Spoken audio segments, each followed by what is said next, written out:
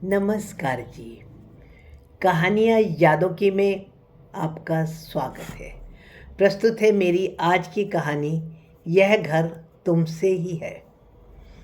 दरवाज़ा खोला और मानव अपने सोफे पर आकर धम से बैठ गया। सोफे की धूल, फैले हुए कपड़े, चाय के बर्तनों से भरा हुआ सिंक। आज तो खाना मंगवाने का भी मन नहीं हुआ। शायद उसे हल्का बुखार भी था। सर बहुत ज़्यादा चकरा रहा था। अब दुख ज़्यादा था या कि विचार ज़्यादा आ रहे थे। सर दर्द का कारण क्या हो सकता है, कुछ कहा नहीं जा सकता। पर सच कहते हैं, हर चमकती हुई चीज़ सोना नहीं होती। मिन्नी ना तो पहले कभी मानव की थी और आज सीनियर मार्केटिंग मैनेजर की पोस्ट लेने के बाद वह राघव के आगे पीछे घूम रही थी। मानव जानता था कि वह राघव के साथ भी वही खेल खेलेगी जो कि मिन्नी ने उसके साथ खेला। रातों जाग कर टारगेट्स उसने पूरे किए और सारा क्रेडिट मिन्नी ले गई। सबका यही ख्याल था कि यह सारे ऑर्डर्स उसकी मेहनत और उसके कारण नहीं, बल्कि मिन्नी के व्यवहार के कारण मिले हैं। अगर वह प्रिया से ना मिला होता ना, तो उसे स्त्री जाति के नाम से ही घृणा हो जाती। ऐसा व्यवहार था मिन्नी का। लेकिन अब मिन्नी के उस व्यवहार के बाद उसे रह रहकर अपने व्यवहार पर भी बहुत ग्लानि हो रही थी। उसने प्रिया के साथ कैसा व्यवहार किया। 10वीं पास प्रिया, बाबूजी के दोस्त की बेटी, जबरदस्ती उसके गले मर दी गई। ऐसी गंवार को तो अपनी पत्नी कहने पर भी उसे शर्म आती थी। जब उसकी ट्रांसफ़र हैदराबाद में हुई और बाबूजी के कहने पर उसे भी अपने साथ ही लाना पड़ा, तो वह ना तो हैदराबाद की भाषा समझ पाती थी और प्रिया ना ही कहीं बाहर जाती थी। यही घर, जो इस वक्त घर नहीं एक कूड़े का गोदाम लग रहा था, जिसमें कि चारों तरफ फैला हुआ था कूड़े का साम्राज्य, उस वक्त मानो मुंह से बोलता था। गुस्से में उस पर ही फेंका हुआ शीशे का फूलदान मानो उसे मुंह चिढ़ा रहा था। प्रिया ने उस फूलदान को ही पुनः फेविक्विक से चिपकाकर फिर वैसे ही सुंदर बनाकर रख दिया था। प्रिया को भी तो कभी पैसों की ज़रूरत पड़ती होगी। मानव ने तो ऐसा कभी सोचा ही नहीं था। बस नीचे वाली मदर डेयरी से ही दूध के साथ सब्जियों का भी हिसाब हो जाता था। महीने में एक बार वह ऑनलाइन सामान मंगवा देता था। बाकी प्रिया ने उससे कभी कुछ मांगा ही नहीं। पता नहीं वो बेचारी कैसे सब चीज़ों का इंतज़ाम करती होगी।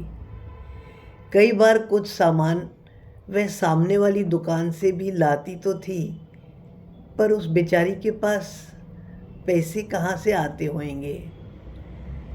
रह रह कर आज वह यही सोच रहा था। घर में चारों ओर नज़र डाली तो ढेरों कपड़े धुलने के लिए पड़े थे, क्योंकि इतने दिनों से वह तो कंपनी में टारगेट्स पर, क्योंकि प्रमोशन का सवाल था, वह तो उन्हें ही पूरा करने में लगा था। उसका पूरा ध्यान सिर्फ क्लाइंट्स और क्लाइंट्स पर ही लगा हुआ था। मिन्नी के साथ घूमते हुए वह अपने आप को राजा ही समझता था। बस सिर्फ कंपनी में प्रमोशन पाने की धुन में वह दोनों देर रात तक क्लाइंट के साथ घूमते रहते थे। रात को वह अक्सर क्लाइंट्स के साथ मीटिंग में ड्रिंक करने के बाद मिन्नी को ड्रॉप करके ही घर लौटता था। प्रिया खाने पर उसकी इंतज़ार करते हुए सिर्फ उसे खाना खाने के लिए ही तो कहती थी, तब भी वह उसे डांट कर भगा देता था।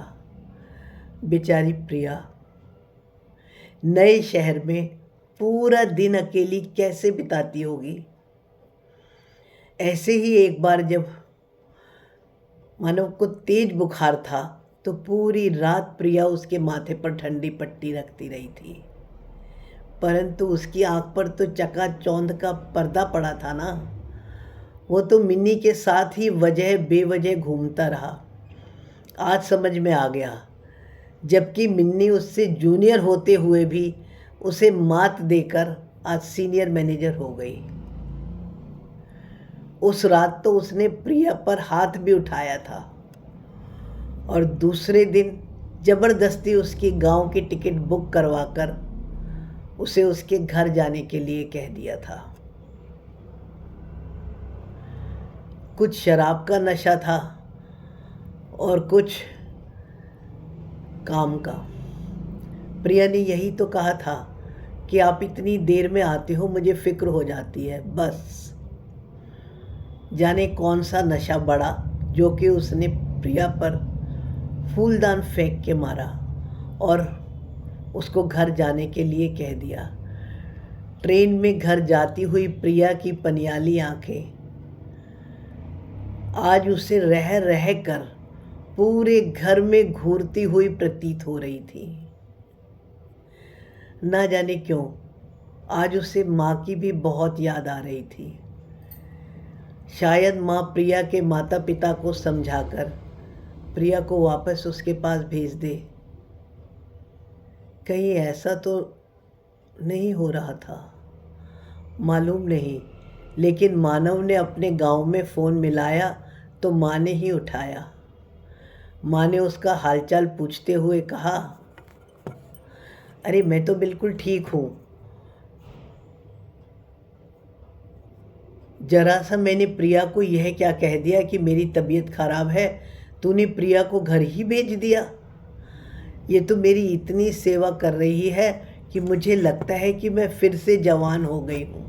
अब बहुत दिन हो गए हैं, इसे अपने साथ ही ले जा। मेरे कारण यह बेचारी अपनी माँ के घर भी नहीं रही। मानव चुप था, मानो उसका बुखार और सर दर्द दोनों ठीक हो गए हों।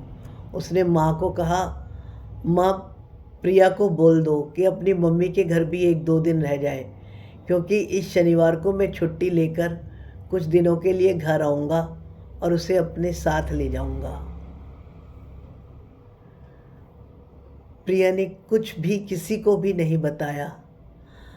मानव को आज प्रिया पर बहुत बहुत प्यार आ रहा था और अपने आप पर गुस्सा। ये झूठे रिश्ते, ये चमक दमक, ये कुछ नहीं है। मानव को लग रहा था अब वह प्रिया को बहुत अच्छे से रखेगा। यह मानव का प्रायश्चित था, ज़रूरत थी या प्यार का एहसास था, कुछ पता नहीं, कुछ कह नहीं सकते।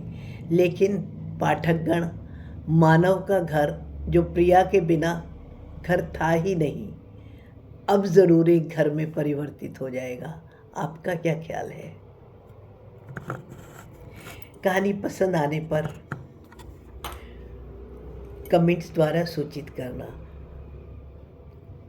श्रोतागण, मैं अभी कुछ समय में एक धारावाहिक जो कि मैंने लिखा था उसको आरंभ करने वाली हूँ। उसकी तिथि मैं कुछ समय बाद सूचित कर दूंगी। तब तक किसी का कोई क्रम न टूटे। अगर आपको मेरी कहानियाँ अच्छी लगती हैं तो आप सब्सक्राइब कर लीजिएगा। धन्यवाद जी।